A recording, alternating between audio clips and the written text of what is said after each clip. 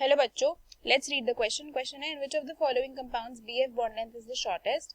Options है BF4 minus, BF3NH3, BF3, BF3NCH3 thrice.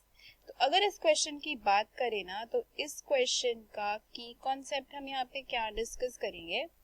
यहाँ का की कॉन्सेप्ट हमारा जो रहेगा ना, वो रहेगा about the back bonding. Back bonding के बारे में हम डिस्कस करेंगे एंड ल्यूइस एसिडिक स्ट्रेंथ के बारे में भी हम यहाँ पे डिस्कस कर लेंगे. देखो, बैक बॉन्डिंग क्या होती है. बैक बॉन्डिंग होती है दो एटम्स के बीच में, जिसमें से एक एटम के पास वेकेंट ऑर्बिटल हो, दूसरे एटम के पास लोन पेयर ऑफ इलेक्ट्रॉन्स हो टू डोनेट. तो इन दोनों में से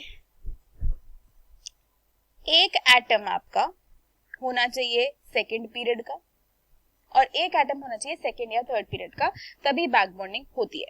और ल्यूइस एसिडिक स्ट्रेंथ की बात करते हैं तो ये इलेक्ट्रॉन एक्सेप्टर नेचर है. अगर कोई स्पीशीज इलेक्ट्रॉन एक्सेप्ट करती है अपने वेकेंट ऑर्बिटल में, तो वो ल्यूइस एसिडिक स्ट्रेंथ दिखाती है, ल्यूइस एसिड कही जाती है. अगर हम बात करते हैं BF4 माइनस की, तो BF4 माइनस क्या होता है. देखो, BF3 तो आपका इस तरीके से होता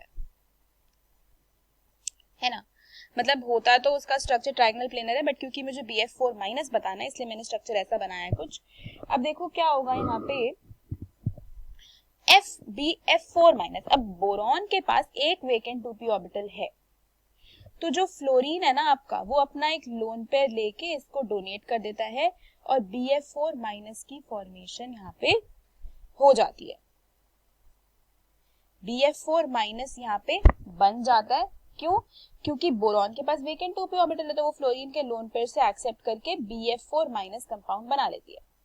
अब बात करते हैं BF3NH3 की. तो क्या होता है, नाइट्रोजन के पास लोन पेयर ऑफ इलेक्ट्रॉन होता है, तो वो अपना lone pair of electron donate करता है बोरॉन के वेकेंट 2p ऑर्बिटल में. तो यहाँ पे आपका जो BF3 है वो ल्यूइस एसिड की तरह एक्ट करता है और NH3 जो है वो ल्यूइस बेस की तरह एक्ट करता है, क्योंकि वो इलेक्ट्रॉन डोनेट कर रहा है.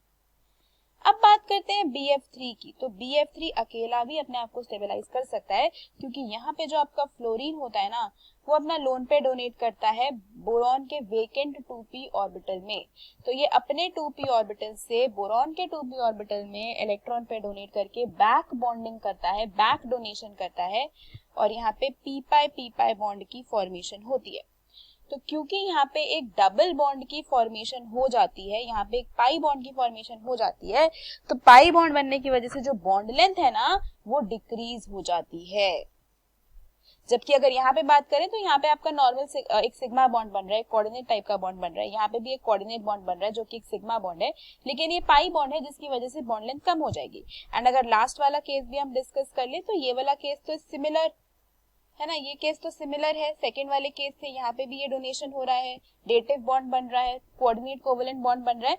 लेकिन एक यही केस है जिसके अंदर पाई बॉन्ड बन रहा है, पार्शियल पाई बॉन्ड कैरेक्टर आ रहा है, जिसकी वजह से बॉन्ड लेंथ क्या हो जाएगी, सबसे छोटी हो जाएगी. तो सबसे छोटी बॉन्ड लेंथ किस केस में होगी, BF3 के केस में होगी. किस रीजन के वजह से होगी, बैक बॉन्डिंग के रीजन के वजह से होगी.